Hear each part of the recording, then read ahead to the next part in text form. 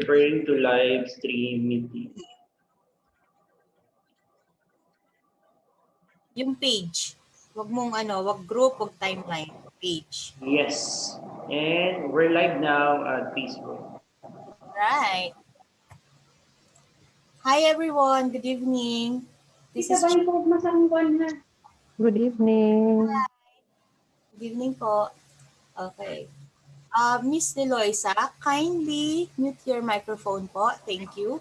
Okay, so good evening everyone. Good evening Middle East. So I am Gladys. I am one of the moderator and administrator of IFNG. With me, Mr. M. So Mr. M, kindly introduce our... Hi, good evening everyone in the Philippines and good afternoon Middle East. And we're privileged again to have Sir Ervin as our reviewer for tonight, and he will conduct a review session for reading. And Sir Ervin, welcome again to IFNG. Okay, shall we start? Yes, let's go. Okay, so for the benefit of those who have just entered the Zoom meeting room, and for the others who are watching us live on Facebook, IFNG shared the passage, the reading passage that we'll be using for tonight. So if you have time, kindly visit the Facebook page of IFNG and save the reading passage so that later there wouldn't be any interruptions. So you'll know it's the right passage if you see 3 pages, okay? So make sure to save that one because this is not just a lecture. We're going to do a guided exercise. So let me share my screen. Share screen. Okay. There you go. Can you see it now? Can you see my MS Word document? I just need to open the chat box. Clear. Okay. So ladies and gentlemen, welcome back to our free IELTS classes. This is our 4th week. The first week, we focused on speaking. The second week, writing task 2. Last week, writing task 1. And for tonight, we're going to talk about the reading subtest. So reading is the second subtest in the written exams. It always comes after listening. It's just that there are instances when reading comes first and not listening. It only happens 1% of the time. And when does this happen? Only when there are technical issues or technical difficulties with the listening audio file. So please be prepared that if you belong to that 1% of the time, there might be a possibility for reading to come first before listening. If listening and speaking are exactly the same for all IELTS candidates, well, for reading, there is a slight difference between academic and general training. So academic passages are always longer and the questions are a little more complex. What about general training passages? Sometimes just 1 page, sometimes up to 2 pages. But on the average, there are 750 words for the reading subtest of the general training module. What about the academic passages? All the time, 2 pages. And what's the average? 1,500 words. So imagine how many words you are going to read in just 60 minutes. A total of 4,500 words. Now, between the two, which one is easier? Is it academic or general training? The answer is, it's always the general training module. So a lot of people are asking, sir, knowing that GT is easier than academic, can I just take the general training module? The answer is no, because in IELTS, you have to take the correct module. The moment you take the wrong module, you are required to repeat all the 4 subtests in the IELTS. Before we proceed, I just want to make sure that everyone knows which module they are going to take. Kindly comment me on the chat box, just in case you are not yet sure if it's academic or general training that you are supposed to take. Do we have anyone who is still unsure? Well, Antoinette is telling us that she is taking academic. What about the others? Do we have candidates who are not yet sure? No feedback means everyone is sure. Okay. Now, Let's take a look at module number 2, reading. Kindly direct your attention to our screen. So it says here there are approximately 3 passages. How many points per passage? 13 to 14 points. So if you do the mathematics, grand total in reading, 40 points, exactly the same number of points as the listening subtest. Now, what's the main difference between listening and reading? For paper-based IELTS, the test supervisor in listening will give you extra time to review your work and transfer your answers to the answer sheet. It's just that in the reading subtest, there is no more extra time for you to transfer your answers. You're given 1 hour to do everything. Read, review, and transfer your answers. Previously, we've discussed the difference between paper-based reading and computer-delivered reading. It's just that if you missed the first 3 Wednesdays of our free IELTS lecture series, here we go.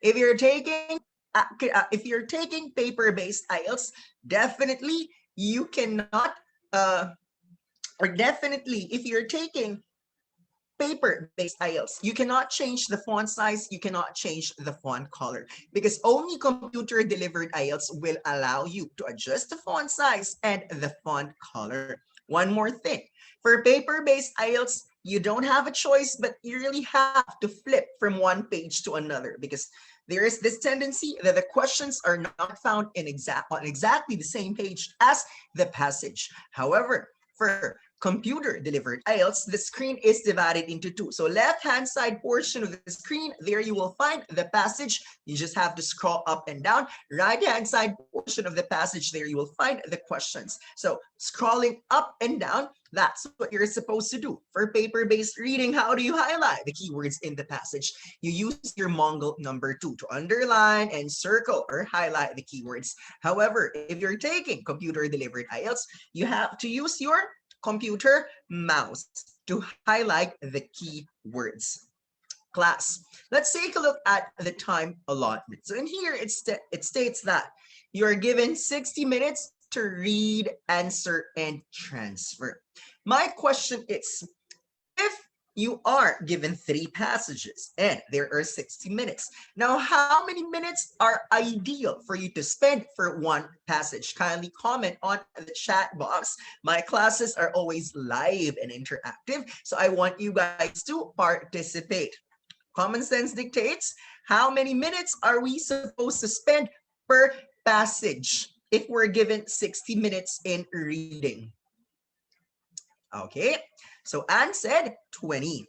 Well, that's simple mathematics. It's just that 9.09er does not necessarily recommend 20 minutes per passage. Because imagine, if you just have enough time to read and answer, what about the time to review your work and transfer your answers if you are taking the or rather transfer your answers if you're taking the paper-based IELTS. So the suggestion of 9.09, 15 minutes per passage, so that you can utilize the remaining 15 minutes in number 1, reviewing your work, and number 2, transferring the answers to the answer sheet.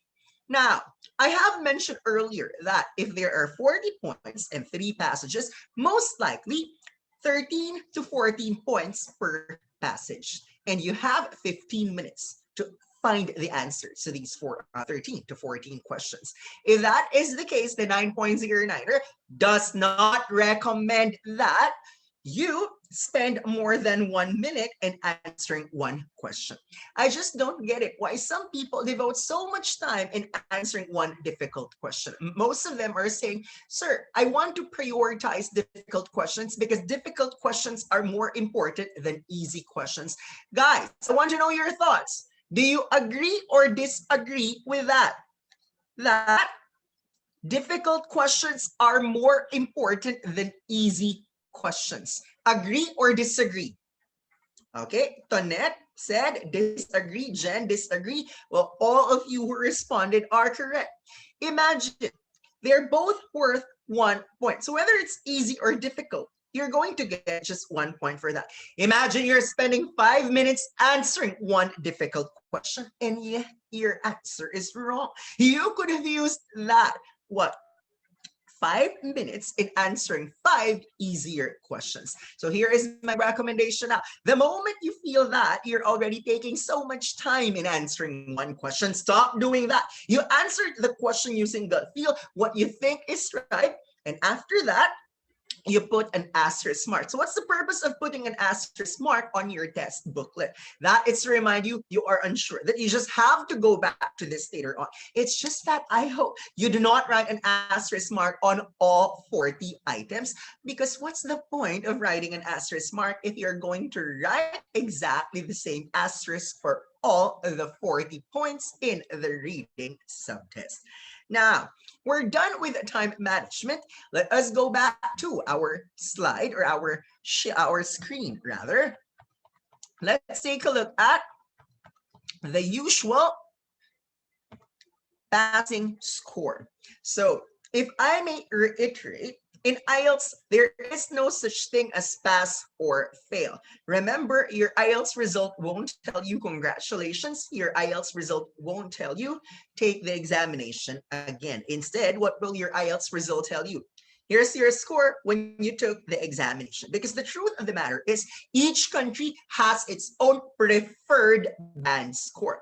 Within one country, the target band score even varies from one visa to another. That is why it is possible for someone to get a grade of 5 and still consider himself an IELTS passer.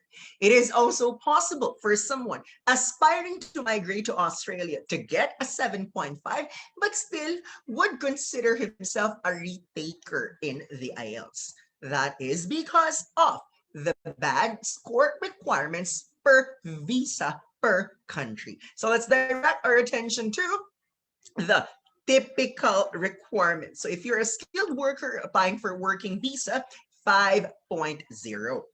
Now, for immigrants, this is the case for Australia, New Zealand, and Canada. It says case-to-case basis, because if you're migrating to these 3 countries, this is how it works. The higher your score in IELTS general training, the higher the immigration points. And with higher immigration points, more chances for you to be invited. Which means to say, 6 might be the minimum grade for immigrant visa applicants, but it does not necessarily guarantee an immigrant visa. I can only guarantee your immigrant visa if you score at least 8 in all components. Well, at least that is applicable for Australia. Now, for student visa, it also says case-to-case basis. Remember that not all schools have exactly the same requirement, and within one school, PhD will definitely require a higher mark as compared to master's degree or bachelor's degree or a diploma course. That's why for immigrant visa applicants and student visa applicants, do not forget to ask your immigration agent or your visa consultant what grade is required from you. I just assumed, based on the attendees for the previous sessions, majority of the ones attending the free classes here are nurses. That's why let's focus on what you're supposed to get. If you're migrating to the United States of America targeting EB3, we recommend a safe score of 6. Why safe? Because US does not necessarily care what grade you are going to get in reading, for as long as your overall is 6.5 and your speaking is 7. So how do you get 6.5 overall? Aim for 7 in speaking, 6 in LRW. That will give you 6.5 overall band. What about nurses going to UK, Australia, New Zealand? It says here 7.0. So what's the equivalent? It's around 30. Later on, I'll show you the transmutation table. However, if you're a nurse targeting Ireland or Canada, 6.5 in writing is acceptable. So what's 6.5? Roughly 27. A while ago, I promised that I am going to show you the transmutation table. Now, let's take a look at this one. Okay, what did you notice? Kindly type your comment on the chat box. We always want our class to be participative and engaging. What did you notice?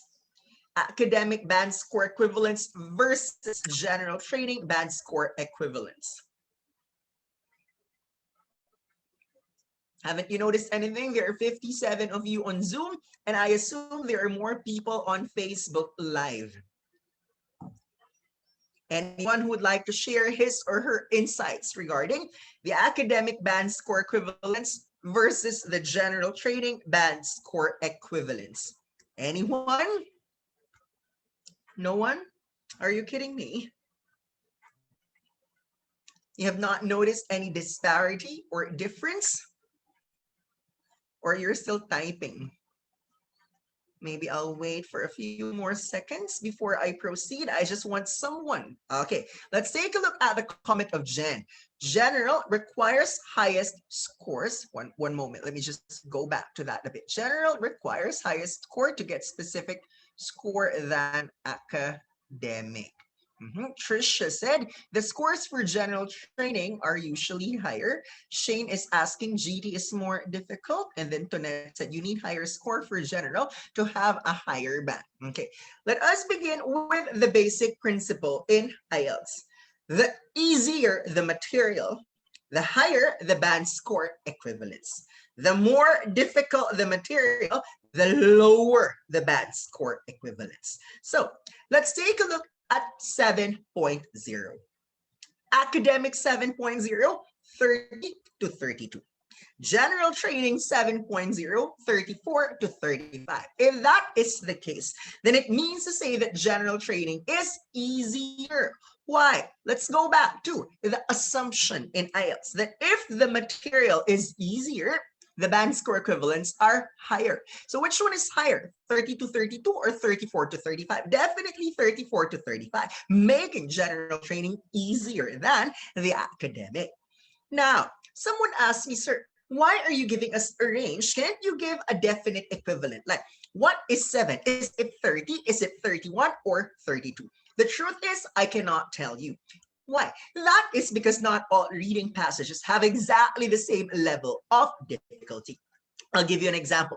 For an academic reading passage, if the material is difficult, then that means to say 7 is 30. However, for an academic reading passage which is easy, that means to say 7 becomes 32.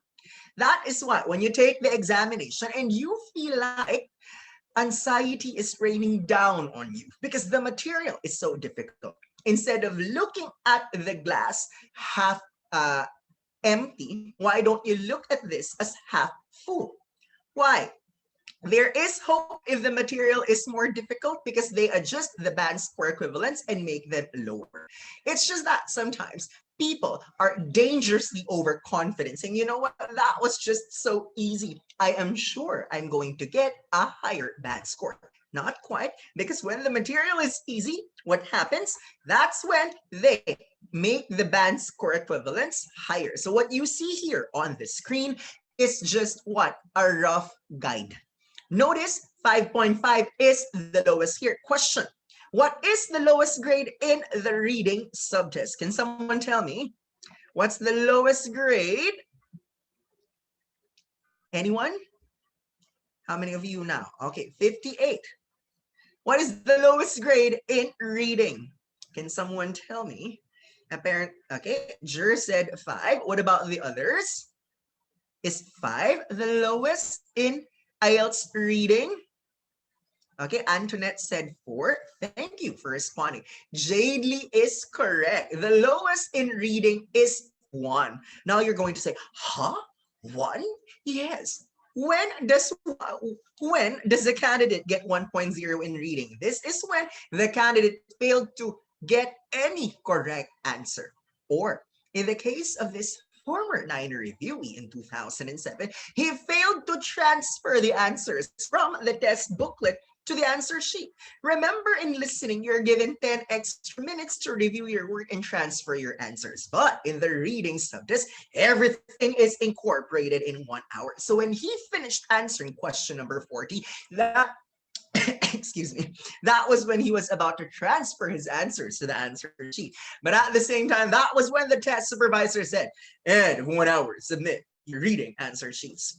What happened to him? He got 1.0 simply because he was not able to write a single answer on the answer sheet. So now you understand why we don't recommend 20 minutes per passage. It is still ideal to spend 15 minutes per passage to give you extra time to review your work and transfer your answers. So JD, Ruby, both of you are correct. 1.0 is the lowest in reading. It's just that I won't give you the equivalence of 5 to 0 because no one here is aiming for 5 and lower. Even if you're only required 4 or 3.5, we want everyone to aim for the highest possible band score so that you can announce to the whole wide world, I am proficient in English. It's not just about passing. Sometimes it has something to do with self-esteem as well. Now, here's a question from Gretzel May. Possible interchange the answer sheet of listening and reading. Well, you have to be careful because in the actual examination, it clearly indicates if the answer sheet is for listening or for reading. So common sense is also important aside from preparation and mental toughness. Here's another question from Trisha Mariel. It was sent privately, so for the benefit of those who are not able to read it, I'll read it for you. Sir, what if we just need an academic exam but got the desired band score of 7 in speaking and not achieve 6.5 LRW? Can we move to general exam? Okay, I'm 100% certain I discussed this earlier. You cannot take the wrong module in the Ielts. So before you register for the exam, you talk to your recruitment agency or immigration agent or your visa consultant and ask what is the required module. Sometimes, especially if it's student visa application, there are schools that accept both academic and general training. So when this happens, I'd rather you go for general training because it's the easier module. So for Trisha Mariel, you cannot move to general if the requirement is academic. Now, let's continue. We go back to our screen. Let's move to the 3 easy steps to follow in the reading subtest. I'm sure some of you already have an idea, but let's hear it from you guys. Which step are you supposed to do first in the reading subtest? Kindly comment on the chat box. Before anything else, what are you supposed to do first in the reading subtest? Once again, I want to make sure that you are with me. So I'll wait for your responses, okay? So Kate said, read the questions first. Tonette, exactly the same, and so on. It's important that you read the questions first. Why?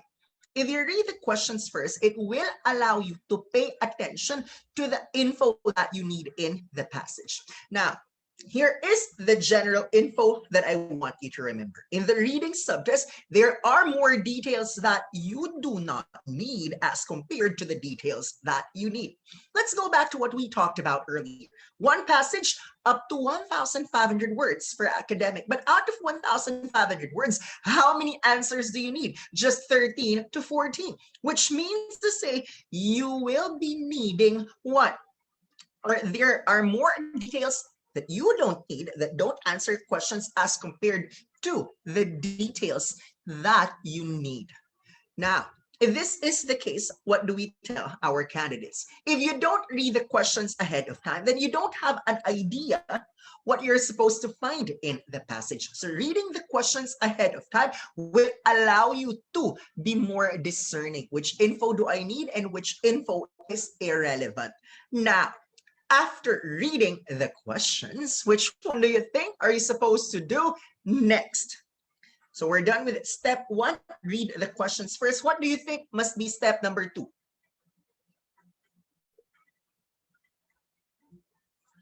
Anyone? What's step number 2, guys? 61 of you on Zoom. Okay, so Kate said, read the passage. Correct. This time, I need you to read the passage. But I'd like to show you something here on our screen. It says that step number 1 is to read the questions first. But Step number 2 states, read the passage, not just the first sentence, not just the last sentence, but it says the entire passage. Why do I insist that you read the entire passage?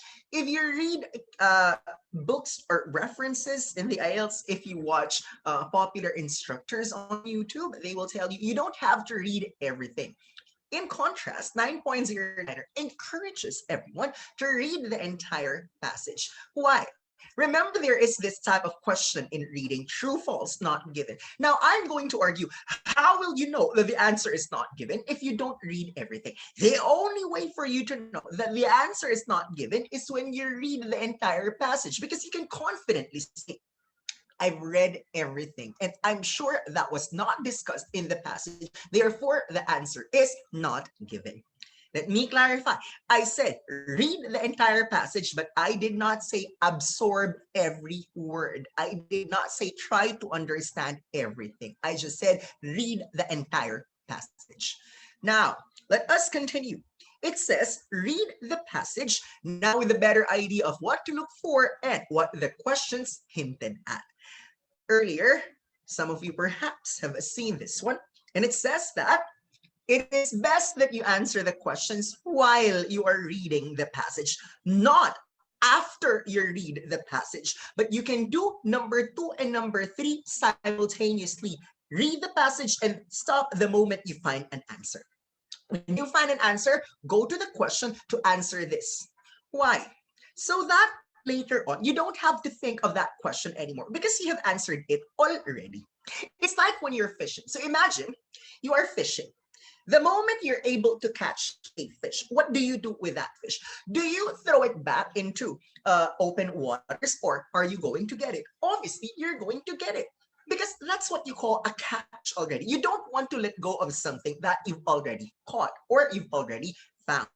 So later, we're going to apply that to the passage, and hopefully all of you have a copy of the passage that we'll be using later for the guided reading exercise. Just in case you still do not have a copy of that passage, all you have to do is go to the Facebook page of IFNG and search for the free IELTS reading lecture of 9.09, or look at the comments section, and there you will find the 3 pages that we are going to use later for our guided exercise. So let's have a recap.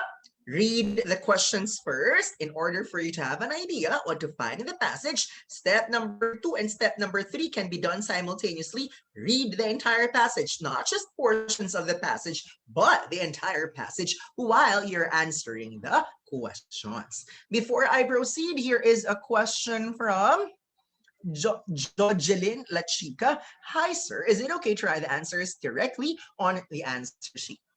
No one is telling you that it's wrong. It's just that you don't want to submit an answer sheet with plenty of erasures. It simply looks untidy. So why answer immediately on the answer sheet when you have the test booklet for this purpose? So you underline, you encircle, you can do anything you want to do with the test booklet. But just make sure that later you'll be transferring the answers directly to the answer sheet. I will allow you, though, to answer immediately on the answer sheet if you can promise me that it wouldn't look very untidy, because what some people do, they keep on erasing because they keep on changing their minds. So hopefully I was able to answer your question, Jocelyn Lachica. Now, moving on. Okay. I guess I discussed this a bit earlier. You allot 15 minutes per passage, and you spend some time reviewing the answers for each passage and transferring the answers to the test booklet later in the last 15 minutes. What about the types of questions that come out exclusively in the reading subtest? Gap fill in the blanks, multiple choice. These are 2 types of questions that come out in both listening and reading. That's why if you're going to give us the opportunity to conduct another class next week, if you say yes, I'll do it. IELTS listening next week, because we're done with reading now, writing and speaking the last 3 Wednesdays. So hopefully, if you'll give me the chance, I'll discuss gap fill, I'll discuss multiple choice, accent familiarization next week. But for tonight, we're only going to focus on two types of questions. And what are they? Matching headings and true false not given. Why? Because these two come out exclusively in the reading subtest. Let's begin with the first one, matching headings. So in IELTS, you will notice that paragraphs are usually numbered or lettered. And then if you look at the questions, you will see certain headings there. It's very simple. You have to determine which of the following headings is appropriate for that particular paragraph. So that's the general concept. It's matching type. You match a paragraph to its corresponding heading and vice versa. However, I want you to know that there are two types of matching headings. And what are they? Let's take a look. The first one, wait a minute. I'm sorry.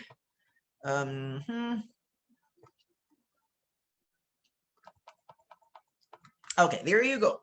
You choose a heading for the whole paragraph, meaning to say this heading is discussed not just in one sentence, but it is applicable for the entire paragraph. Sometimes there's an equal number of headings and paragraphs, like there are 7 paragraphs and there are 7 headings. And it is easier this way because you're 100% sure that all of the headings are answers for sure. But IELTS is not always a giveaway. There will be challenges. There are challenges in this examination. And sometimes to make it more confusing for the candidate, what IELTS does is to write more headings, provide you with more headings than the actual number of paragraphs. So for instance, there are only 7 paragraphs, but a total of 10 headings. So you have 3 fillers, which are added just to confuse you. So you have to be more careful if it's the second type, more headings than paragraphs. Now, let's take a look at the second type of matching headings. And it states that choose the paragraph that contains this information, which means to say, this heading is not discussed in the entire paragraph. Sometimes it's just talked about in the first sentence or the last sentence or somewhere in the middle. It's not the theme of the entire paragraph. So this is where it gets to be more mind-boggling for candidates. So later, when we move on to our passage, we're going to apply the techniques that we're about to discuss in the next few minutes. So there are 2 possible methods in answering matching headings. And what is the first one? For some people, they find this more effective. They read the heading first, and after that, that's when they look for the paragraph.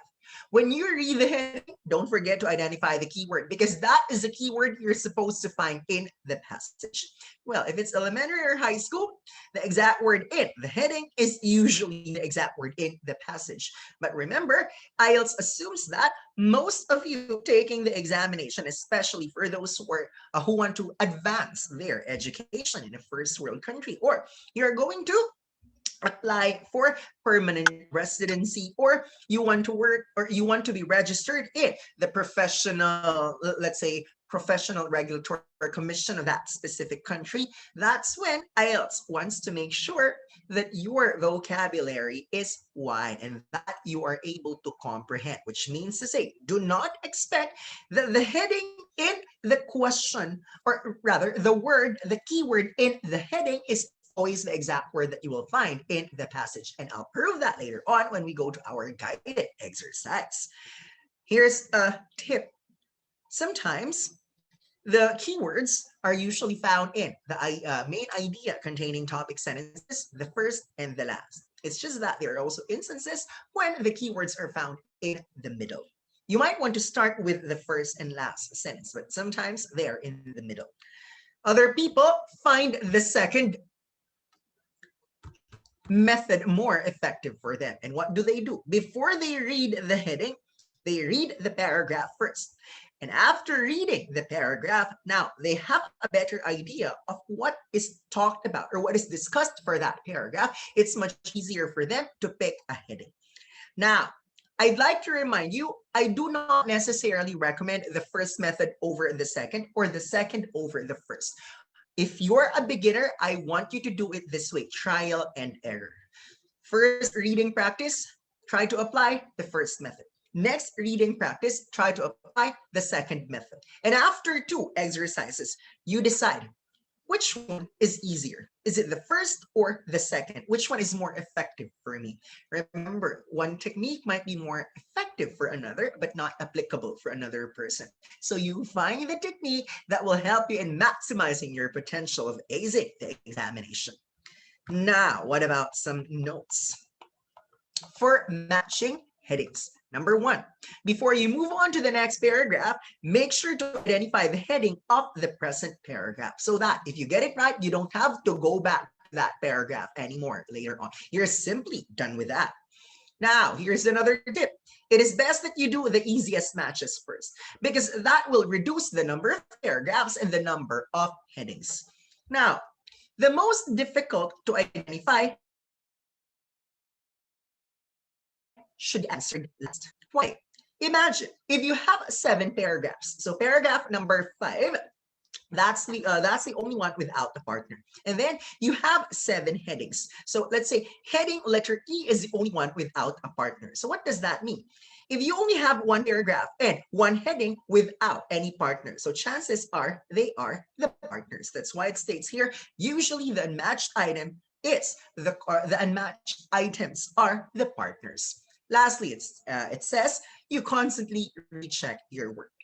Honestly, between the two, matching headings and true false not given is more challenging. So now let's take a look at true false not given. I want to remind you, they don't always use true, false, not given all the time. Sometimes the instruction tells you write yes, no, not given, or sometimes accurate, inaccurate, not given. I vividly remembered that reviewee who did not follow the instruction. After taking the test, she messaged me and she said confidently, oh, sir, you know what? I'm 100% sure I'm going to get at least 7 in reading. Then I told her, wow, good for you.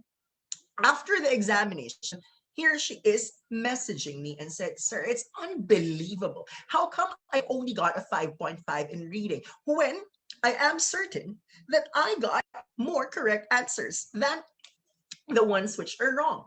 So that was when she filed for EOR or recheck. And then when the results came back, nothing changed.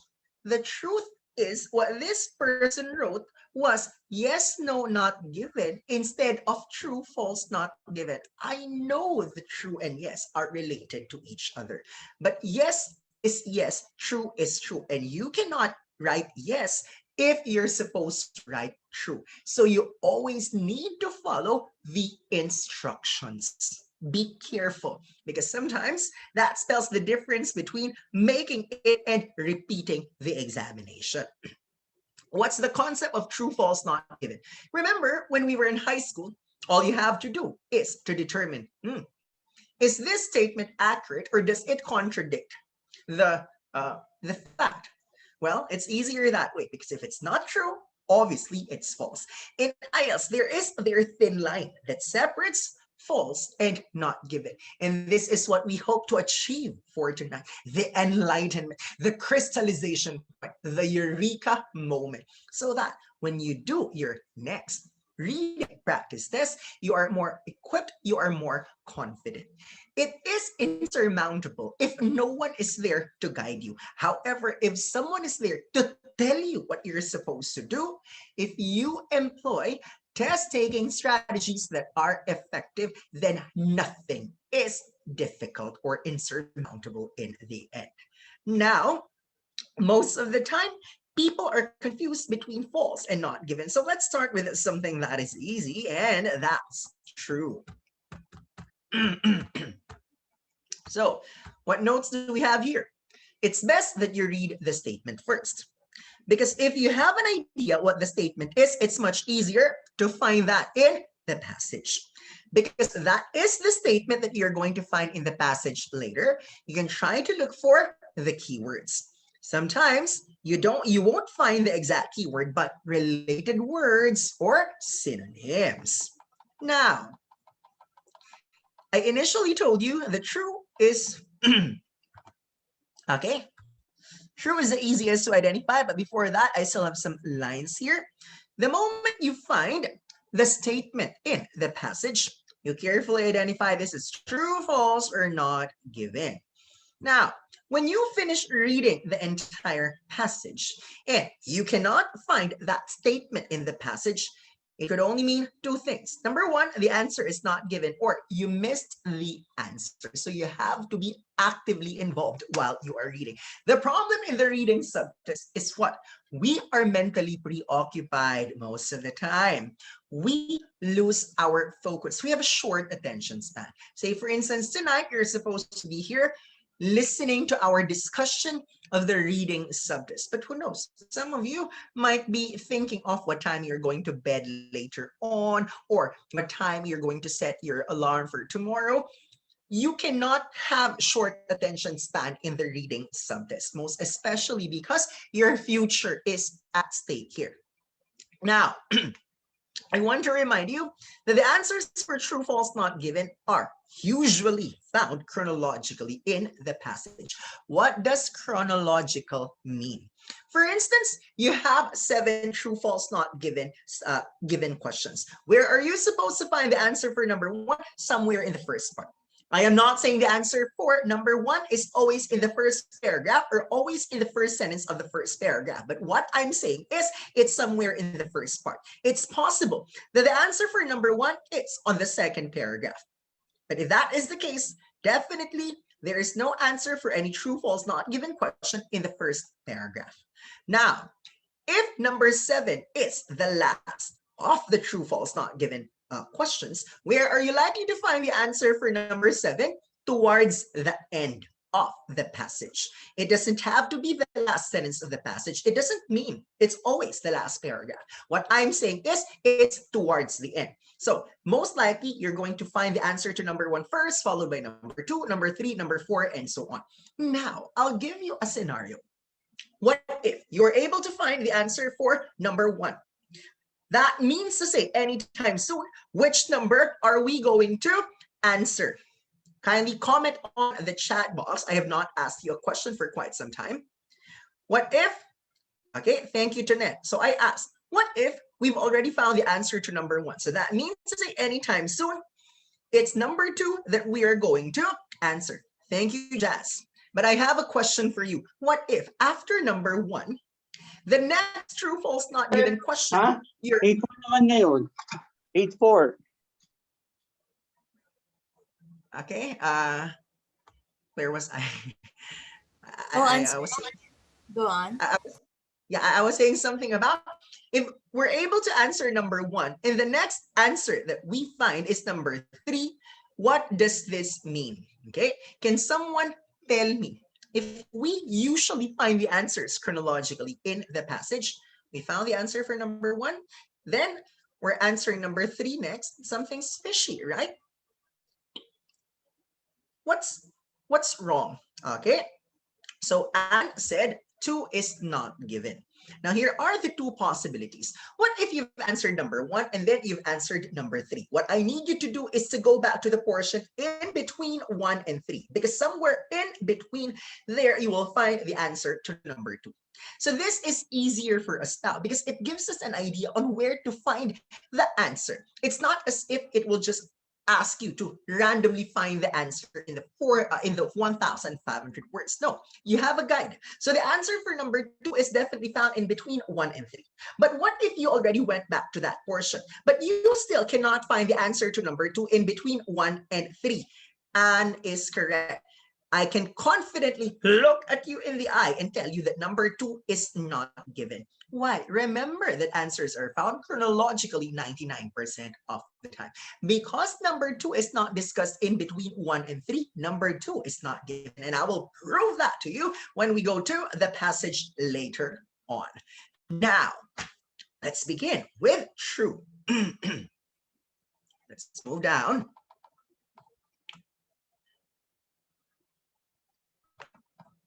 Okay.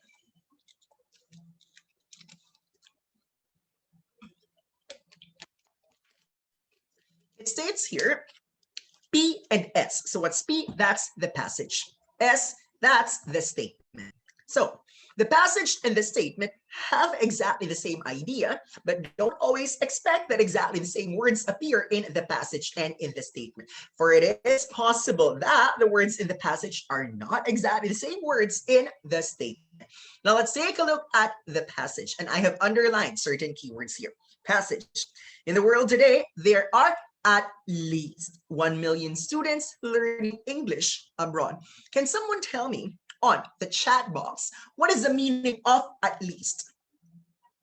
Guys, what is the meaning of at least?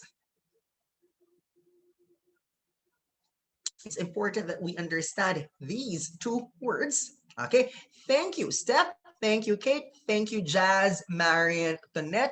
Well, not more or less, but minimum. Because when you say more or less, it could be more than 1 million, it could be less than 1 million. So at least is not the same as more or less. But the meaning of at least is minimum. Meaning to say it could be 1,000,001, 1,000,002, but it's never 999,000 and below.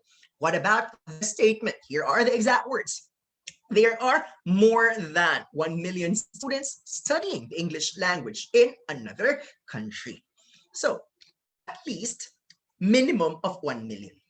More than 1 million is also minimum of 1 million. That means to say the passage and the statement are what? Consistent with each other. The answer is true even if they don't use exactly the same words. But because they have the same idea, the answer is indeed true. Now, let's take a look at, okay, well, here's a comment. Almost. Guys, almost is actually the opposite of 1 million. Why? To give you an idea, what is almost 1 million? 998,000, 999,000. That's almost 1 million. But when you say at least 1 million, it's 1,000,001, 1,000,002, 1,000,003.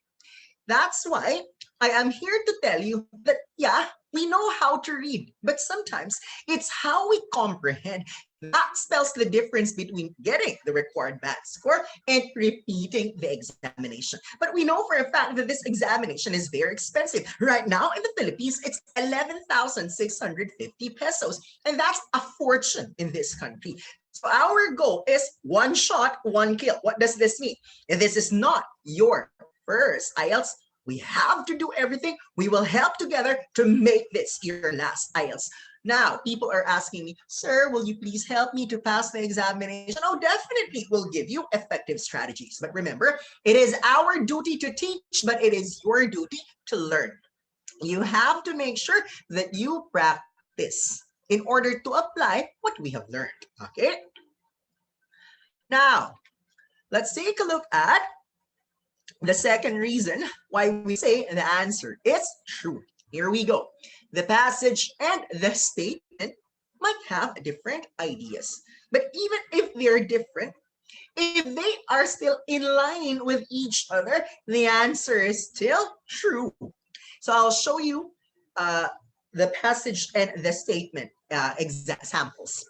Passage. Students of the same nationality make similar study choices. They make the same, okay, not different choices. In the statement, in the main, students follow the pattern of study for their national group. So come to think of it. If students make the same choice, does it mean they follow the pattern? Most likely, yes. Why? They make the same choice, meaning to say there is a singular pattern that they are what? Conforming to or obeying. Now, this is the reason why true is the easiest to identify because it's 100% accurate. Now, let us move on to false and not given. So while I move down, Antoinette said PNP, practice and prayers. Amen. No one can argue against that. Now let's move on to false. Passage and statement are opposites. If you've noticed, I'm using exactly the same example this time, but I just changed one word for you to notice the difference. So earlier, passage at least. Now in the passage at most. So will you please comment on the chat box What is the meaning of at most? Thank you, Jazz. Thank you, Steph. Maximum. So almost 1 million, at most 1 million, maximum of 1 million, all those are consistent. Okay. Now, if you look at the statement, that's exactly the same example earlier, more than 1 million. So passage, meaning to say less than 1 million. Statement, more than 1 million. Less than versus more than, exact opposites. Therefore, the answer is false. Now, there are two more reasons why we say the answer is false. Here we go. The passage and statement are not consistent with each other. In the passage, it states, study destination choices are influenced by proximity to home. What about the statement? Numerous studies conducted in Britain and the United States show that the country of choice depends to a large extent on economic factors. So you will notice there is a factor mentioned in the passage and in the statement. It's just that these factors are not entirely the same. The factor in the passage is proximity. The factor in the statement is economic. They're not consistent. They're not necessarily opposites, but because they are not the same, the answer is still false. Now, if you're sleepy earlier, if you're bored earlier, I need you to snap out of it, because the next one is the reason why a lot of people are not able to get the correct answer.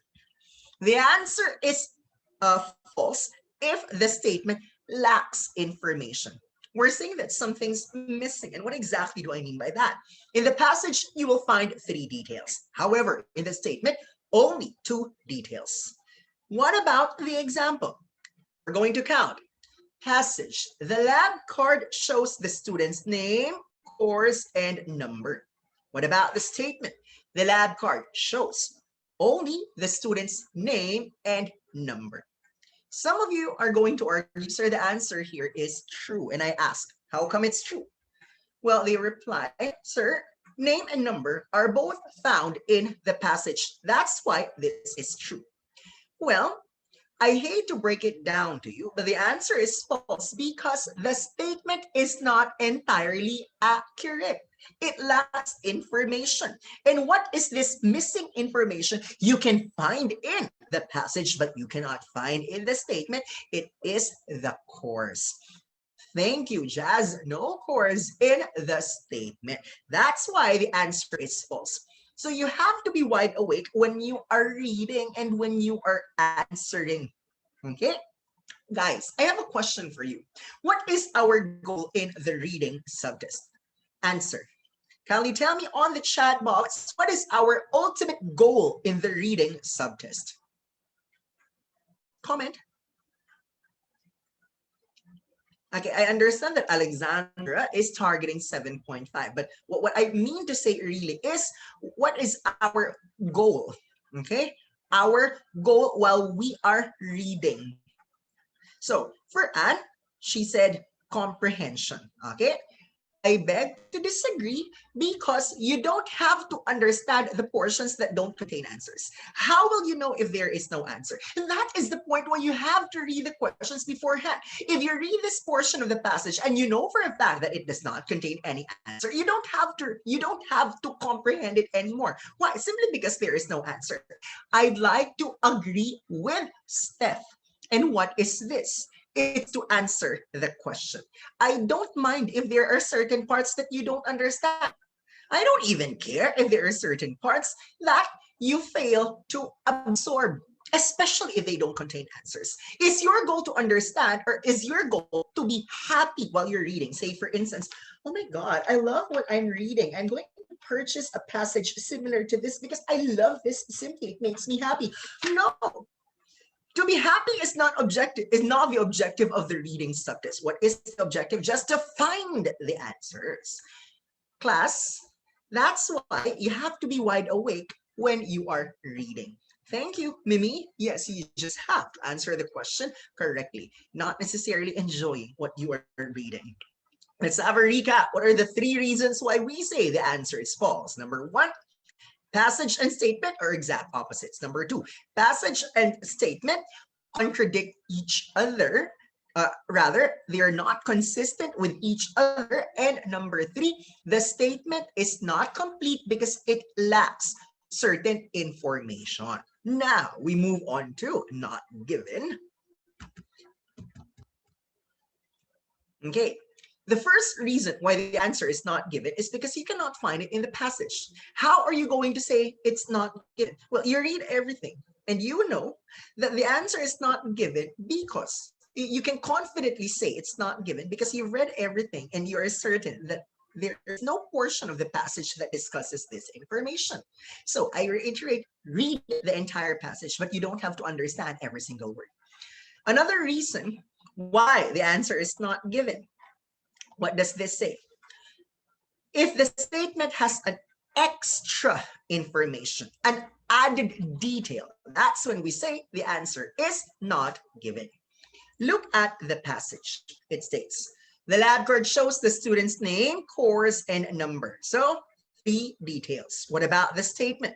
The lab card shows the student's name, course, number, and year level. Some people say, sir, this is true. And I ask them, why is this true? They tell me, well, name, course, number, all 3 of them are found in the passage. Okay, you are right. But in Ielts, that is not true. Simply because there is a detail which makes the statement inaccurate. Or someone told me, sir, this is false. And I asked, how come you're saying that this is false? The response of the person, well, the answer is false because year level is not mentioned in the passage. Therefore, the statement is inaccurate, making it false. Okay, if it's the elementary or high school type of true or false question, you are right, that is false. But in IELTS, that's exactly the point of not given. The moment there is an added info, this extra detail will totally make the statement not given, even if the other details in the statement agree or contradict with the passage. So once again, what are the 2 reasons for us to say that the answer is not given? Number 1, you cannot find that info in the passage. Or number 2, that detail might be in the passage, but because the statement has an extra info, that will totally make the answer not given. So before we go to the examples, we have certain questions here from Alexandra. If there are many words in the passage that we don't understand, how will we be sure that we answer the questions correctly? Okay, instead of answering this directly, someone asked me, sir, how long is the ideal time to prepare for IELTS? What do you think? Before I answer the question of Alexandra, how long is the ideal time to prepare for IELTS? I'll wait for your answers. How long is the ideal time to prepare for the IELTS? When should you start preparing for IELTS? I may rephrase the question. Okay, so GT said 6 weeks. What about the others? Okay, others, 3 months, 3 months. Now, if I may be very blunt, okay, it's like this. IELTS preparation does not start today. It won't start tomorrow. IELTS preparation should have started the moment you learned English. Now, the point being, I met my favorite IELTS examiner a few years ago. She's Professor Rosella Torrecampo of UP Diliman, College of Arts and Letters. And then I told her my dilemma as an IELTS instructor. Sometimes I feel sorry for the candidates who are really behind, and chances are they might not get the required band score. But if I may use the exact words that I learned from my idol, for me, the best IELTS examiner, here's what I learned from her. And if I may quote her, she said, Ervin, you do not put the burden of the entire educational system on your shoulder. You are not their elementary teacher. You are not their high school teacher. You are here to inform them what are the effective tips in answering the different types of questions in IELTS, but you do not put the burden entirely on your shoulder. You have to, they have to do their part, which means to say, if I go back to that question that was asked earlier, what if there are certain words I cannot understand? I'll throw the question back at you. What are you supposed to do? As early as now, you have to build your vocabulary. Why? Because if you build your vocabulary, more words you understand, the easier for you to determine the answers in the reading subtest. But sometimes it's a matter of luck. Yes, I believe in God, but I just want you to know that sometimes you just got lucky. There are certain parts that you don't understand. It's totally fine if you don't understand that part, most especially if that part does not contain any answer.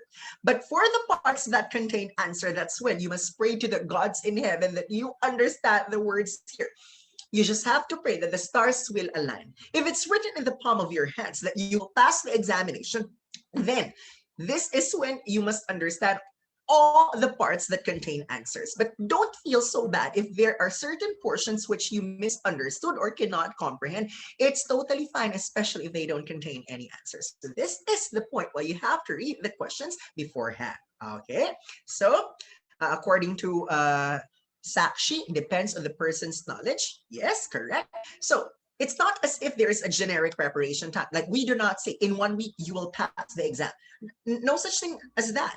So we tell the students, depending on your proficiency level and depending on your progress. But most IELTS candidates usually get the required band score in 2 to 3 months of preparation.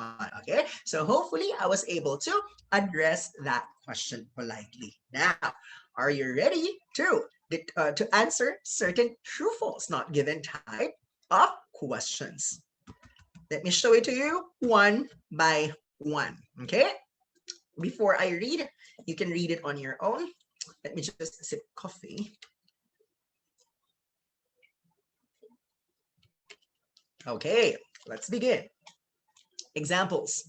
The passage tells us the lab card shows the student's name, course, and number. Now, what about the statement?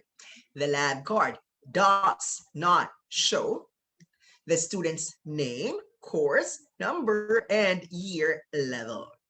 Ladies and gentlemen, future IELTS passers, will you please tell me, is the answer true, false, or not given? May I see your responses? There are 75 of you on Zoom. Okay, well, Tonette said false. Jazz said false. Kate said false. What about the 72? There are 75 of you. Thank you, Hazel Marie. Thank you, Sakshi. Thank you, Mimi. Thank you, Vanessa. The answer is not given. Why is the answer not given? It's simple. Look at the passage.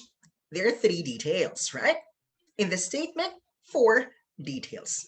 You might want to argue, the statement actually contradicts the passage. I know that. They're exact opposites, right?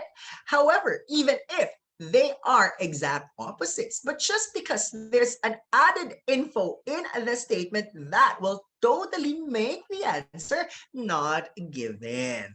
Correct. Thank you, Marian, and thank you, Jazz, for explaining to your classmates. Although they are opposite, there is an added info that makes the answer not given. Okay. If you got 1 out of 1, very good. If you got 0 out of 1, nothing to worry. You can redeem yourself by doing better in the next few examples. So here we go. We're going to, we have total 4 examples. Now let's move on to example number 2. Passage. There are subversive elements in children's literature. The statement tells us adults often fail to recognize the subversive elements in books their children read. Once again, people of the world, future IELTS passers, what's the correct answer here? Is it true, false, or not given? Okay, Steph, not given. Tonette, false. Wait a minute, how come you guys are not consistent? There are those who answered false, there are those who answered not given. Well, so far, no one answered true. Okay, the correct answer is, drum roll, the correct answer is not given. Now, may I ask you, can someone tell me, or your classmates, why is the answer not given? Anyone? Kindly type on the chat box what is the extra information, the added information. Okay, Marian White, adults, class. Let's do, okay, thank you, Steph. The adults who fail to recognize. So it's not just adults per se, but the phrase adults often fail to recognize. Let's take a look at this closely. Subversive elements, subversive elements. Exactly the same words found in the passage and in the statement. What about children's literature? The passage uses children's literature, but in the statement, the words used are books their children read. It's just that the extra detail, the added info adults often fail to recognize is something you will never find in the passage. Therefore, the answer is not given. If you're 2 out of 2, go, go, go for 9.0. If you are 1 out of 2, at least you got a correct answer. If your answer is 0, if you got so far 0 out of 2, nothing to worry. You have 2 more chances at redeeming yourself. Now, let's move on to example number 3. Guys, passage. There is an unrealistic view of money in children's literature. Statement. There should be a more realistic view of money in children's literature. So, is it true or false or not given? You only have 3 options. I'll wait for your answers to appear on the chat box. Okay, false, false, false, false, false, false, false, true, false. I'm not stopping yet because I have not seen the correct answer yet. So that should give any. Thank you, Steph. The answer is not given. And the others are saying, what? It's not given? How come it's not given? Let's do it this way. View of money in children's literature, exactly the same words in the passage and in the statement. Now, passage unrealistic, statement realistic. Looking at the 2 of them, it seems that the answer is false, right? Because they look like they are not consistent with each other. It's just that I argue that there should be a more. That's the added info which makes the statement not given. The imposition that there has to be, that is the reason why the answer is not given. Okay, so if you're 3 out of 3, one more example to get the perfect grade. However, if you're 0 out of 3, I would rather that you look for a fiance or a spouse, because if you're applying for fiance or spouse visa, then all you need in IELTS is 4.0. Kidding aside, if you are taken already, you just have to make sure that you learn from your mistakes here. Why? I want you to know whatever score you get in the practice will not determine whether you are going to get that visa or not. All of you, for all of you, there is only one examination that matters, and that's the actual reading test.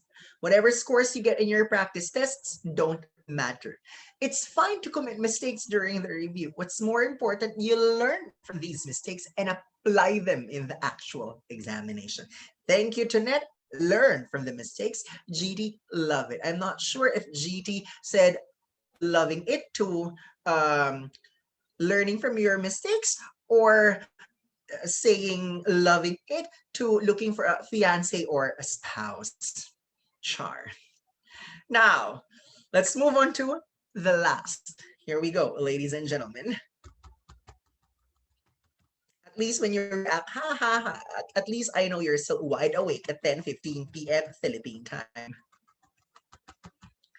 Okay, last. Passage. Inland freight in United Kingdom is carried by road. statement, a land freight in United Kingdom is not carried by water. Carried by road versus not carried by water. True, false, or not given? Okay, thank you. Everyone got it correctly. The answer is not given, simply because the passage does not say anything about water.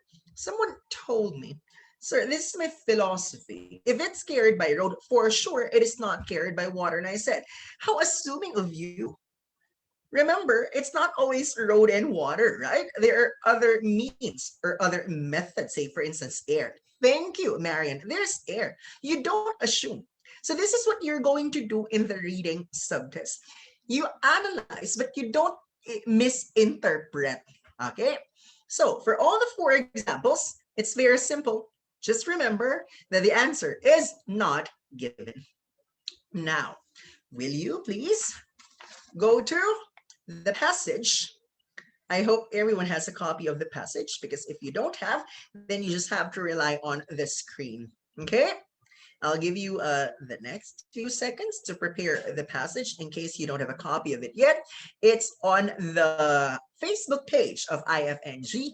Just look for that post mentioning free IELTS reading lecture courtesy of 9.09er, and you see there 3 passages. Okay.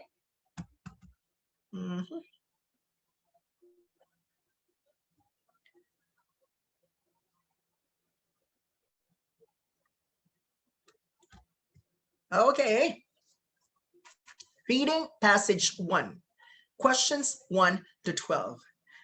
I hope that you have a piece of paper with you, or if you have a computer, a laptop, or a gadget, just type 1 to 12. Okay, so that will serve as your answer sheet. This is the guided exercise that we're going to do together. Don't read ahead. Okay, let's wait for your classmates. Now, if I may read the instruction, you are advised to spend 20 minutes on questions 1 to 12. The passage, destinations for international English students. Class, what is the first step in the reading subtest? The first step is to, what's our first step? Okay, read the questions. That's why. Let's go to the next page to read the questions. Okay. One moment. There. Questions 1 to 6. You're advised to spend about 5 minutes on questions 1 to 6. Choose the most suitable heading from the list of headings below for the 7 paragraphs of reading passage 1, destinations for international English students. Write your answers in boxes 1 to 6 on your answer sheet. List of headings. A, B, C, D, E, F, G. One by one, let us identify the keyword or keywords in each of the headings. So, letter A, heterogeneity in the language classroom. Kindly tell me, what's the keyword for letter A? Heterogeneity in the language classroom. Keyword, please, for letter A. Maybe you're still typing, but I want you to participate. Okay, White said heterogeneity. Correct. May I ask you guys, what's the meaning of heterogeneity? What is the root word here? Hetero. Okay, just in case you forgot about heterogeneity, what I want you to do is to think of something that you can relate well with. Say, for instance, heterosexual versus homosexual. So homosexual meaning to say same sex. Heterosexual, opposite, mixed. Therefore, for the word heterogeneity, I want you to know sometimes it's the exact word you will find in the passage. It's just that there are times when you cannot find the exact word in the passage. Now, kindly tell me, what are other words that you might possibly encounter in the passage related to the word heterogeneity? Okay. Vanessa said different. Steph said mixed. Apart from different and mixed, what are, yes, thank you, Jer, diverse. What else? It could be variety. Okay, now let's move on to letter B, enrollment demand in Australia and New Zealand. Tell me, what is the keywords for letter B? Keywords for letter B, enrollment demand, meaning to say more and more students are planning to go to Australia and New Zealand to study there. Let's continue. We move on to letter C, reasons for the choice of destination. Keyword, main keyword for letter C, reasons for the choice of destination. Thank you, reasons. Meaning to say, what are the factors that parents and students alike use before they decide where to go to, where to pursue further education? Correct. What about letter D? The attractions of studying in the antipodes. Letter D, attractions of studying in the antipodes. Thank you, Steph. Thank you, Hazel. Attractions. Why is it that students are planning to go to the antipodes?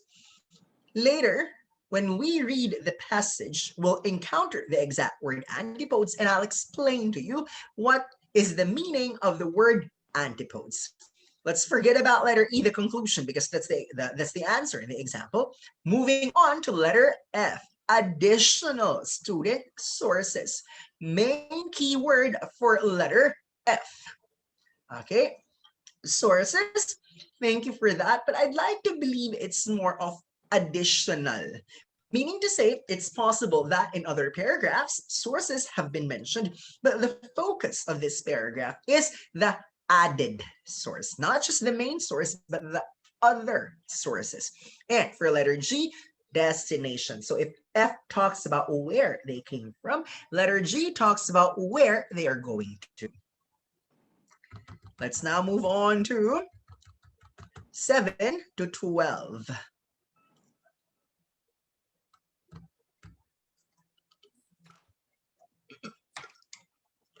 Questions 7 to 12. You are advised to spend about 10 minutes on questions. Oh, sorry, that's a typo error. That's 7 to 12 right there. Refer to reading passage 1, destinations for international English students, and look at the statements below. Write your answers in boxes 7 to 12 of your answer sheet. So true, false, not given. Not yes, no, not given. Not accurate, inaccurate, not given. Let's begin with number 7. Study destination choices are mostly influenced by proximity to home. What are the main keywords for number 7? Keywords for number 7, please. Keywords for number 7. Okay, proximity to home, which means to say, what are the two possibilities in the passage? If the passage tells us, well, primarily they're influenced by proximity, that's when we say the answer is true. However, if the passage tells us that they're influenced by some other factors, but not proximity, that's when we say it's false. However, if we cannot find this in the passage or there is an added detail, that's when the answer is not given. Question, where do we find the answer for number 7? Where do we find the answer for number 7? Where do we find the answer for number 7?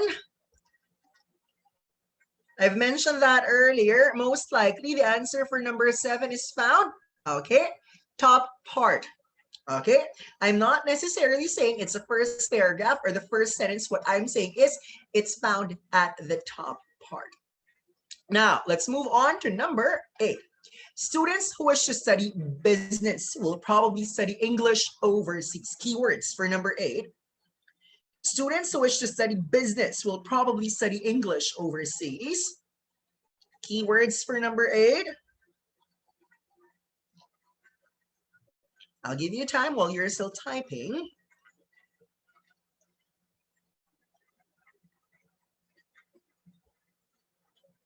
Keywords for number 8. study English overseas. So you have to pay attention to either of the two in the passage. Either they're going to study English in a different country, or they're going to study English at home. If ever the passage does not talk about this, or there's an added detail, that's when we say it's not given. I'm not rushing when I teach. I take it nice and slow because I want to make sure that everyone understands what we're talking about. Now, let's move on to number 9. Students of the same nationality usually make similar study choices. Students of the same nationality usually make similar study choices. Keywords for number 9. Keywords for number 9. Okay. Similar study choices. So the detail that you have to pay attention to later, are they making the same choice or different choices?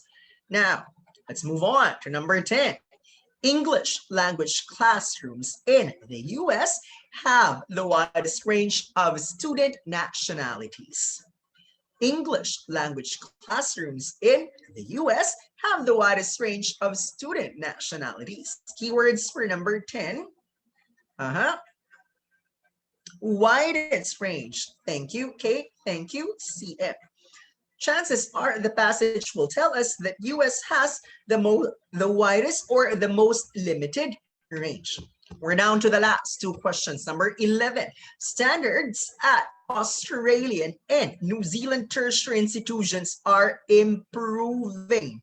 Okay, number 11, main keyword, please. Okay, improving. The two possibilities in the passage, the standards are going up or the standards are going down.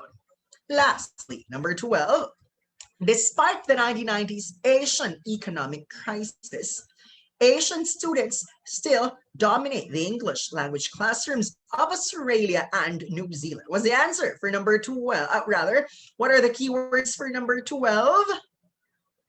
Still dominate. So ask yourself, who are the ones dominating the classrooms, the English classrooms of Australia and New Zealand?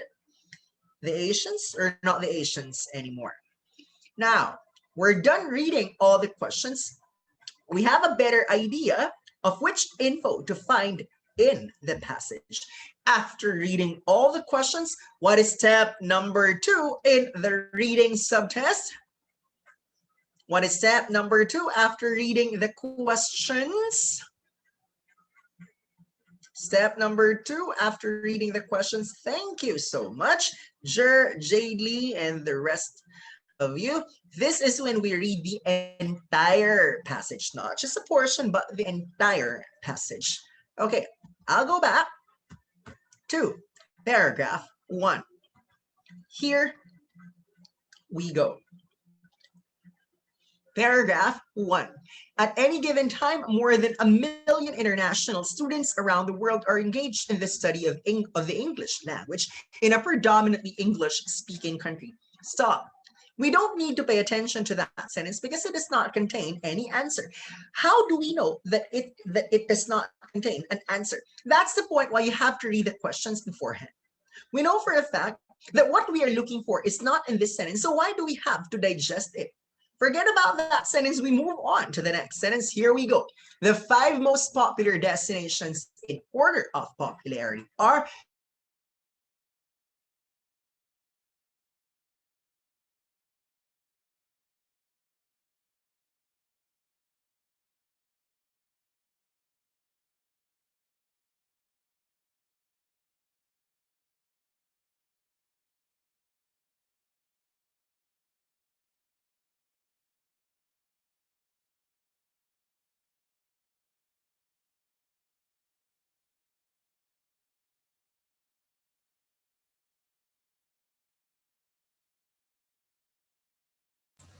Hello, Sir Ervin.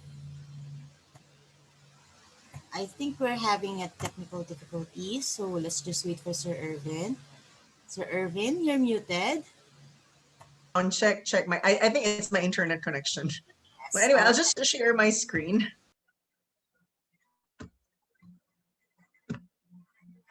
Hello, hello.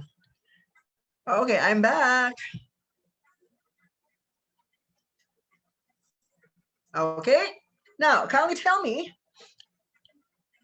which number are we answering? Is it a true, false, not given question or a matching heading? The clue is the 5 most popular destinations in order of popularity are the US, Britain, Australia, New Zealand, and Canada. Thank you so much for those who responded. Actually, we can identify the heading right now. So kindly look at the headings and tell me what is the correct answer for number 1. For paragraph 1, it's letter. For paragraph 1, it's letter G. Thank you so much, because the 5 destinations are enumerated in the first paragraph, second line. So on your answer sheet, kindly write capital G. Let's continue so as not to waste time. The reasons for choosing to study English abroad differ with each individual, as do the reasons for the choice of destination. Like the first sentence, the third sentence does not contain any answer. So let's just forget about it. We move on, and we're going to focus on our objective. And what's our main objective here? To understand, or not to understand what we are reading, but to find the answers. Now, paragraph number 2. Numerous studies conducted in Britain and the United States show that the country of choice depends to a large extent on economic factors. Now, ask yourself, well, there's an answer here. Is it a heading or true, false, not given type of question that we are answering? So kindly look at the headings, kindly look at true, false, not given, and tell me on the chat box, which number are we answering with this part of the passage? Numerous studies conducted in Britain and the United States show that the country of choice depends to a large extent on economic factors. I'm waiting. Question number 7. Why question number 7? Let's take a look at that. It says that study destination choices are mostly influenced by proximity to home. The passage tells us it's economic factors that mostly influence the study destination choice. It's just that in number 7, it says no, not economic factors, but proximity to home, which means to say, what's the answer for number 7? What's the answer for number 7? The answer is false, because the passage and the statement are not consistent with each other. So on your answer sheet, write F for number 7. What did I say earlier? That the answers for true, false, not given appear chronologically in the passage. And that's consistent with what we talked about earlier. It's number 7 that we are answering first among the true, false, not given questions. Because we're done with number 7 anytime soon, we must find the answer for number 8. Without further ado, let's proceed. So paragraph number 2.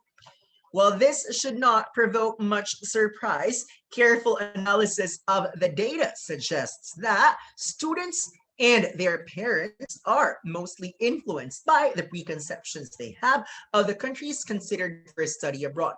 Let me stop right there. There is no new answer here, but that portion, influenced by the preconceptions, only verifies that the answer for number 7 is really false. Because so far, the passage tells us 2 reasons, namely economic factors and number 2, preconceptions. But still, the passage did not tell us or does not say anything that proximity to home is primarily the one influencing the study destination choice, which only means the answer for number 7 is really false. Let's continue. Which in turn influence the amount they or their parents are prepared to outlay for the experience. The strength of the international business connections between countries also gives a good indication of where students will seek tuition. Stop. You will notice that this line does not contain a new answer but it only supports the answer for number 7, which is false. Because so far, the passage tells us 3 factors that are considered before someone chooses a destination. And what are these so far? Number 1, economic. Number 2, preconceptions. And number 3, international business connections. Having read all those 3 sentences, now we can carefully identify the heading for paragraph number 2. Look at the headings and what do you call? Economic factors, preconceptions, and international business connections. Thank you, GT. Thank you, Jade Lee. Thank you, Joyce. That's letter C. The 3 are actually the reasons for the choice of destination. So on your answer sheet, don't forget to write letter C for number 2. Let's move on. Last sentence, paragraph number 2. In the main, students tend to follow the traditional pattern of study for their national group. Aha, there is another answer here. Most likely not the heading anymore because we have just identified the heading. So your clue, it's a true, false, not given question. We are done with number 7. So kindly look at the other true, false, not given questions and kindly comment on the chat box. Which true, false, not given question are we answering right now? It's number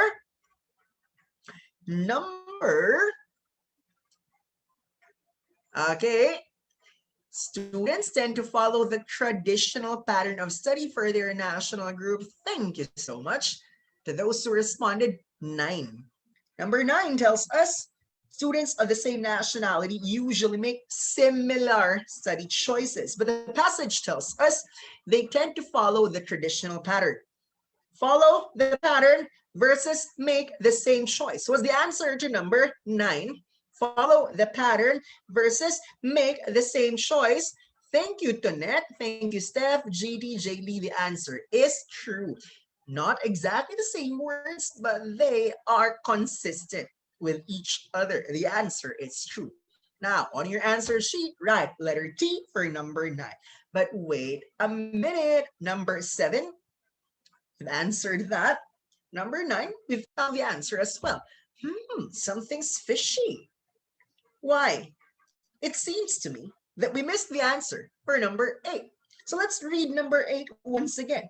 Students who wish to study business will probably study English overseas. Question, did you encounter something like that in between 7 and 9? Did you encounter students who wish to study business will probably study English overseas between 7 and 9? No. Therefore, what's the answer to number 8? The answer to number 8, thank you, Jazz, Steph, and so on. The answer is not given. Just because number 8 is not found in between 7 and 9, the answer is not given. So which detail is added there? Well, it says that yes, there are students who are going to study English overseas, but students who wish to study business, that's the added info, which makes number 8 not given. You see, even without finishing the passage, you can confidently say that the answer for number 8 is not given simply because 8 is not found in between 7 and 9.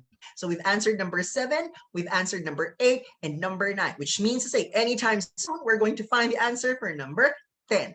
Let's move on to paragraph number 3. The United States attracts the most diverse array of nationalities to its English language classrooms. Stop.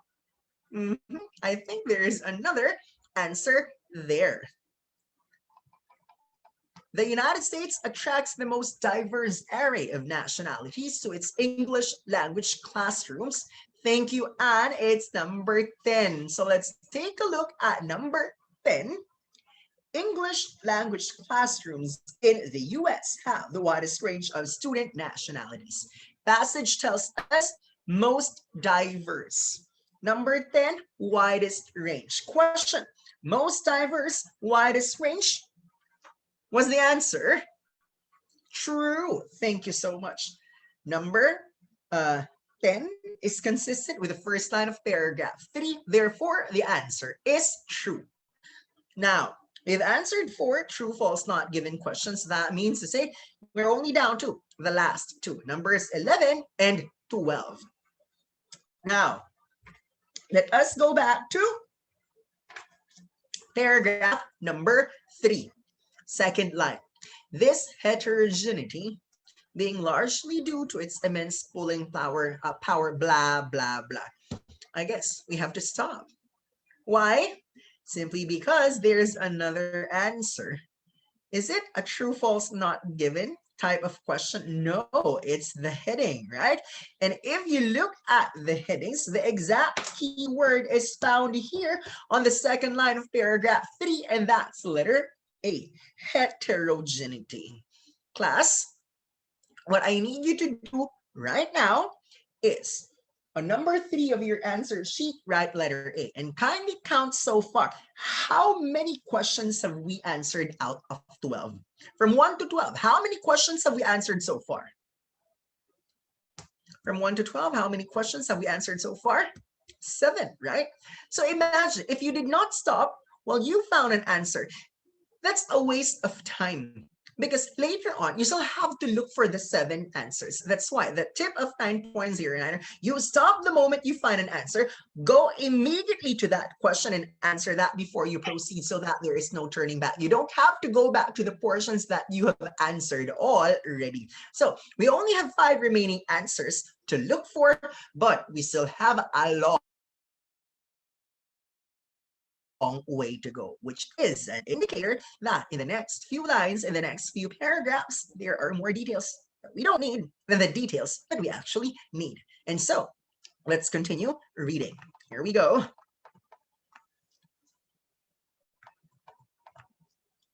Heterogeneity being largely due to its immense pulling power as the world's foremost economy and the resulting extensive focus on US culture. Furthermore, throughout the not-European world, in Asia and North America especially, the course books used to teach English in most elementary and high schools introduce students to American English and the American accent from a very early age. Canada also benefits from worldwide North American exposure, but has the most homogeneous group of students, most with French as their first language. Before furthering their English skills, students in Europe study predominantly British English material. Most Europeans naturally opt for neighboring Britain, but many Asian, Middle Eastern, and African students decide upon the same route to stop. That's a very lengthy portion, but it does not contain any answer. That's why we did not stop from time to time. So you see, you are fortunate enough if there is a part that you don't understand, especially if that part does not contain any answer. You don't have to understand everything. You just need to make sure that you understand the portions that contain answers.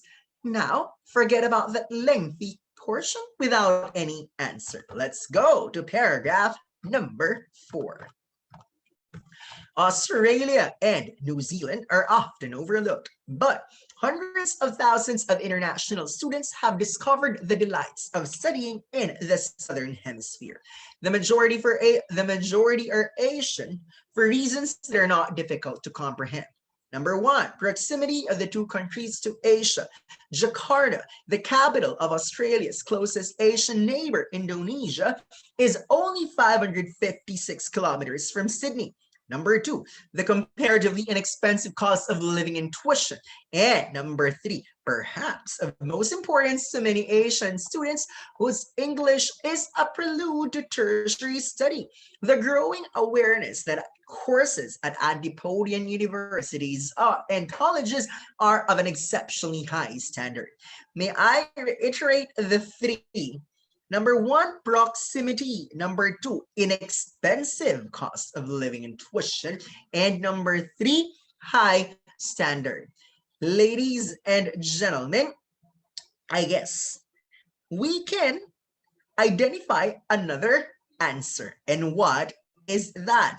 Is it answering a true, false, not given, or a matching heading type of question? So far, 3 of your classmates have responded, indeed, it's a heading. Let's take a look at the headings that we have. What do we call? Proximity, inexpensive cost of living and tuition, and high standard. Definitely they are. The attractions of studying in the antipodes? Well, your clue, the word antipode, antipodian, antipodes, they have the same root word, right? So now, if you might be wondering, what's the meaning of antipodes? So the term antipodes is usually used in pertaining to Australia and New Zealand, the two countries down under. Okay, it's like when we say, what do we call the Philippines? The pearl of the Orient Seas. Australia in general, the land down under. What about Japan? Land of the rising sun. Korea, land of the morning calm. What about New Zealand? Land of the long white cloud. When you consider Australia and New Zealand together, they're called the antipodes. Okay, so that's an interesting trivia you might encounter in the future in your reading subtest. So we've answered the heading for paragraph 4, but there's another answer, not the heading anymore, but most likely for true false not given question. If you look at true false not given, we only have 11 and 12 left unanswered. So now kindly tell me, is it 11 or 12 that we're answering? I'll just read it once again. The growing awareness that courses at Antipodian universities and colleges are of an exceptionally high standard. Okay? What are universities and colleges? They are tertiary institutions, right? What about antipodes? Australia and New Zealand. Passage tells us high standard. Statement tells us improving standards. So thank you for telling me that it's number 11. But what is the answer for number 11? Is it true or false or not given? What's the answer for number 11? Jazz said true. Jadely true. True, true, true, true, true. False. And so far, no one got it correctly because the answer is not given. And the others are saying, how come it's not given? The passage tells us that the standards are high. And in the statement, the standards are improving. Let me explain to you why the answer is not given. Let's take a look at this demonstration. How does high standard look like? Guys, this is high standard. High standard does not move. What about improving standard? This is how improving looks like. Something gets better and better every time. So high standard, what kind of standards are there? Improving standard, that means say the trend of the standard. Because the passage does not say anything about the trend of the standard, the answer for number 11 is not given. So that's tricky. Yes, high and improving are somehow related, but high and improving are not exactly the same. Just because the passage does not say anything about the trend of the standard, the answer is not given. So go back to your answer sheets. We only have number 12 as the remaining true, false, not given question unanswered, and 2 more headings to identify. Let's not waste time because we only have 11 minutes left before 11 p.m., the end of our free reading session. Let's continue. In addition, revised entry procedures for overseas students have made it possible for an increasing number to attend classes to improve their English for alternative reasons. No answer there, so forget about that portion of the passage. Let's go to paragraph number 5. Australia and New Zealand have roughly the same mix of students in their language classrooms, but not all students of English who choose these countries are from Asia. The emerging global consciousness of the late 20th century has meant that students from as far as Sweden and Brazil are choosing to combine a taste for exotic travel with a study of English down under and in the land of the long white cloud. Stop. There's an answer there. Definitely not number 12. So for sure, it's the heading. So kindly look at the headings. Only B and F are the remaining options. Is it B or F? So far, 3 of you answered F and you are correct. Additional student sources. The question is, Which places are considered to be the additional sources? Tell me, which places are the additional sources? Which places are the additional sources? Sweden and Brazil. That's right. Because there are primary sources, but this is your clue that they are considered the additional sources. The lines. Students from as far as Sweden and Brazil. So they're not the primary sources, but they're additional sources. Now, paragraph 6 is the only one without a partner. Heading B is the only one without a partner. So for number 6, will you please write letter B and then put an asterisk, meaning to say you are unsure. We're not saying that indeed B is the answer for number 6, but we are making an intelligent guess, not a wild guess, but this is some sort of a smart inference. Now, if B is not the heading for paragraph 6, something's wrong with our previous answers. But indeed, if B is the heading for paragraph 6, then we can confidently say we've aced the matching heading portion of this passage. Now, let us continue. But even the Asian economic downturn in the 1990s has not significantly altered the demographic composition of the majority of English language classrooms within the region. Guys, there's another answer, but for which number? 12. Thank you, Jazz. So for number 12, it says, despite the 1990s Asian economic crisis, Asian students still dominate the English language classrooms of Australia and New Zealand. The passage tells us, despite the economic downturn, there have been no significant changes. So before the downturn, Asians dominated. After the downturn, no significant alteration. So what's the answer to number 12? What's the answer to number 12? Asians dominated before the downturn. After the downturn, no significant changes. Thank you, Jade Lee. The answer is true. Why? If you go back to the passage, it tells us in the first line of paragraph 5, Australia and New Zealand have roughly the same mix of students in their language classrooms, but primarily the students are from Asia. Towards the end of the paragraph, despite the Asian crisis, there have been no alteration. So meaning to say they are consistent. Now, for number 12, that's the last true, false, not given question. It's true. Well, we have not reached paragraph 7 yet, but it seems we've answered all true, false, not given questions already. Number 7 was answered in the second paragraph, and number 12 was answered in the second to the last paragraph. We only have one unsure item, and that's number 6. So the only reason why we're going to continue reading is to find out if indeed B is the heading for paragraph number 6. Now, let's move on to paragraph number 6. Here we go. Nor have the economic problems in Asia, that's Asia, not Asians.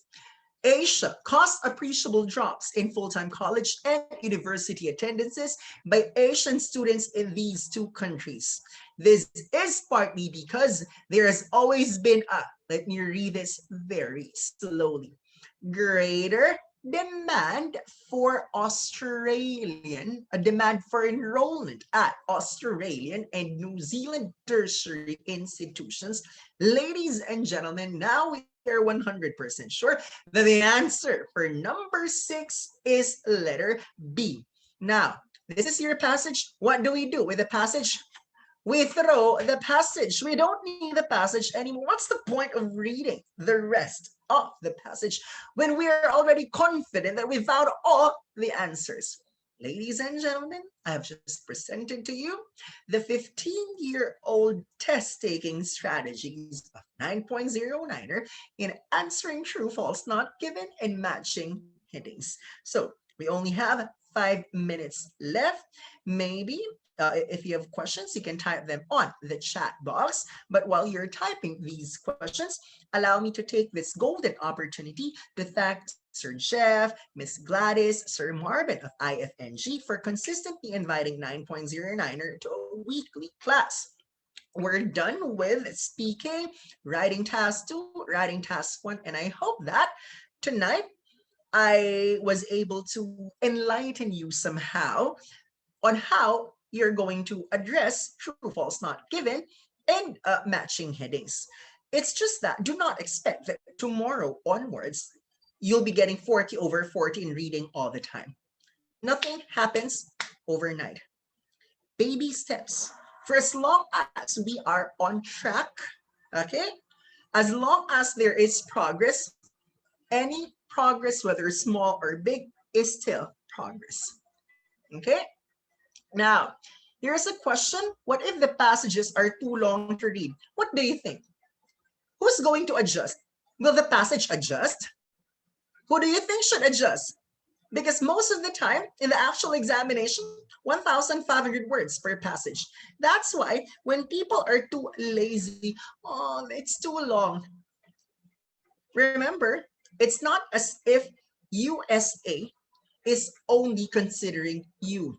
You're just one of the thousands, probably hundreds of thousands of people who want to go to the United States, UK, Canada, Australia, New Zealand.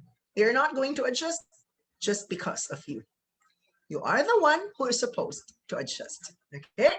So you have to read everything for you to confidently say that your answers are correct, but don't pay attention to the answers that don't pay attention to the portions that don't contain answers. So Jen, oh yeah, this is actually recorded, and right after this it will be shared on the Facebook page of IFNG. Well, you're welcome, Jazz. Please suggest to Miss Gladys and Sir Marvin if you are interested to talk about accent familiarization in listening, because that's what I'm hoping to discuss for next week. If you think that it will help you not just to pass, but to get a 9 in listening, we'll give in to that request and we'll be doing listening next week. But if you think that, okay, we've had enough of 9.09, we can manage. So you are our boss. Well, whatever you say, we're here to help you out. Okay? All right, guys. So any questions? Oh, so do you want to have another lecture with our Niners instructors, most especially Sir Ervin, next week? Let May we see the comments? Oh, all right. So I think we have a unanimous vote. Yes. So they are all right. Even on Wait, I Facebook. would like to say hi. By the way, Hello, Sir Thank God I sir. find. Jeff, this is Sir Hello, Sir Jeff. Ervin. Good evening po, Yes, sir. good evening. And thanks for this opportunity. And yes, there's a lot of comments on our Facebook. I think it's public demand.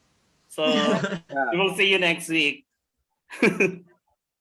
All right. Now, So It's our pleasure. you might be thinking, okay, we're done with listening, reading, writing, speaking. So what comes next? Well, I'm thinking, this is just me thinking out loud 2 weeks from now.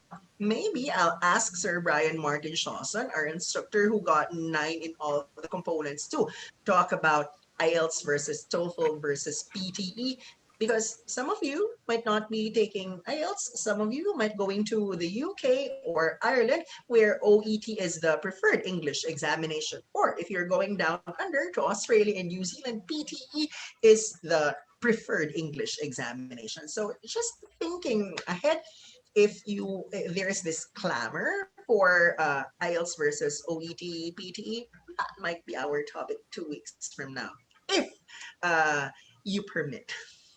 all Ah, right. okay. So let's see if we can push through with the OET. Okay. So any last words, Sir Irvin, before we call it the night? Nothing more. Nothing more. Okay. Well, I could say so to all our participants and viewers on Facebook. I think they're gonna nail the reading exam for sure with these informations that we got from the expert. All right. Thank you, Sir Jeff. How about you, Mr. M? Thank you, Sir Ervin, and thank you for tonight. And that's so very informative for us, especially for the reading. All right. Thank you So, for everyone at Uh, IFNG. Good Okay, night, wait, there's a Philippines. Good question in our WhatsApp group, and it's on group three. I will read it because you cannot see this. Wait, just hold on. Okay, how much for reading review in Niners? So I think you can visit their Facebook and send a direct message, right, Sir Ervin?